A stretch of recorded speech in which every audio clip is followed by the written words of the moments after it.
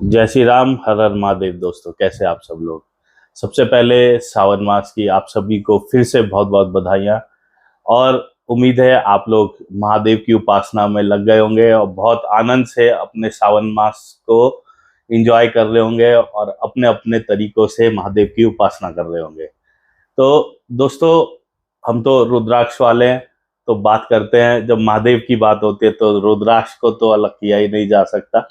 तो हमारे आजकल आप पॉडकास्ट भी देख रहे हो जिसका हमने टाइटल ही रखा है रुद्राक्ष से रुद्र प्राप्ति तक की यात्रा। तो देखना ना भूलें, अगर देखा हो तो। अब वीडियो में बात करते हैं रुद्राक्ष की महिमा की। तो एक बैठे बैठे पॉइंट माइंड में आया तो सोचा आप लोगों तक साझा करूं। पुराणों में एक बड़ी सुंदर बात वर्णित है। जो रुद्राक्ष धारण करके मंत्रों का उच्चारण करता है, जो रुद्राक्ष धारण करके अन्न का दान करता है, और जो रुद्राक्ष धारण करके किसी भी प्रकार का कोई भी दान, जप, यज्ञ, हवन आदि, गौ सेवा कुछ भी करता है, उसके उन पुण्यों का फल जो होता है अक्षय हो जाता है। तो इतनी महिमा यहाँ पे रुद्राक्ष की कही गई। और खुद महादेव कह रहे हैं पुराणों में, भगवान विष्णु कह रहे हैं, भगवान कालाग्नि कह रहे हैं कि रुद्राक्ष की जितनी महिमा कही जाए उतनी कम है। हम भी अपने मुख से इसकी पूरी महिमा कहने के लिए सक्षम नहीं है। तो दोस्तों, इसी के साथ साथ हमें और संदर्भ मिलते हैं रुद्राक्ष के। जैसे रुद्राक्ष धारण करने वाले ने अगर किसी पदार्थ को सूंघ लिया तो मानो शिव ने सूंघ लिया। किसी पदार्थ का उसने भोग कर लिया, समझो रुद्र ने भोग कर लिया। तो दोस्तों, रुद्राक्ष धारण करके अपने इष्ट की उपासना करना और नित्य धर्म कर्म के काम करना कितना जरूरी हो जाता है। उस समय रुद्राक्ष धारण करना और आपके हर फल अक्षय हो जाते हैं। अक्षय का मतलब कमी ना समाप्त होने वाला। अब जैसे बात आती है सातमुखी रुद्राक्ष की कि अनंत फलों को प्रदान करता है।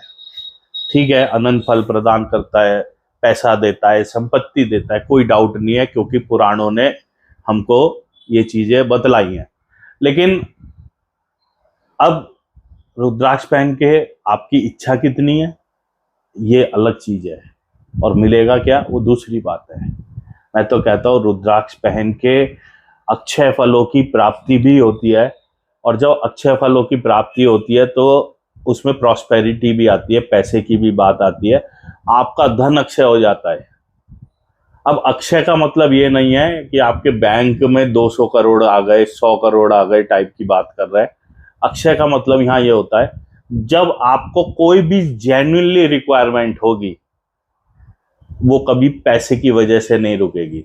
उतना पैसा आपके पास किसी ना किसी माध्यम से उपलब्ध हो जाएगा। ये रुद्राक्ष की महिमा है। कभी पैसे की वजह से आपको किसी का मुंह नहीं देखना पड़ेगा, ये सच्ची बात है। लेकिन अगर आप सोचो मैं रुद्राक्ष पहन लूं, 300-400 करोड़ मेरे बैंक अकाउंट में आ जाए, तो ये गलत मानसिकता है और ऐसा कुछ भी रुद्राक्ष नहीं देता।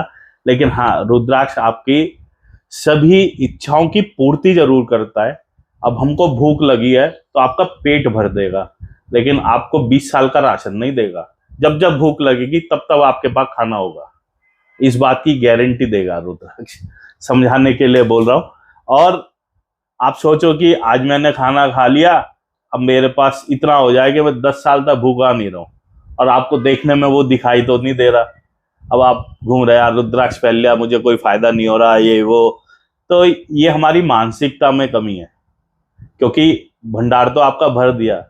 क्योंकि जब भी भंडार की जरूरत क्या होती है, जब हमें जरूरत है उस भंडार से हम अपनी आवश्यकता अनुसार सामग्री प्राप्त कर ले। तो रुद्राक्ष आपके भंडार तो भर चुका है। अब वो दिखने में काउंटिंग में आ रहे हैं नहीं आ रहे, ये एक सवाल है। तो दोस्तों, जवाब आपको खुद को देना है, क्या बात सही है कि गलत है। सही लगे तो कमेंट में जरूर बताएं, और गलत लगे तो अपना व्यू जरूर मेरे साथ साझा करें। जय श्री राम, हर हर महादेव।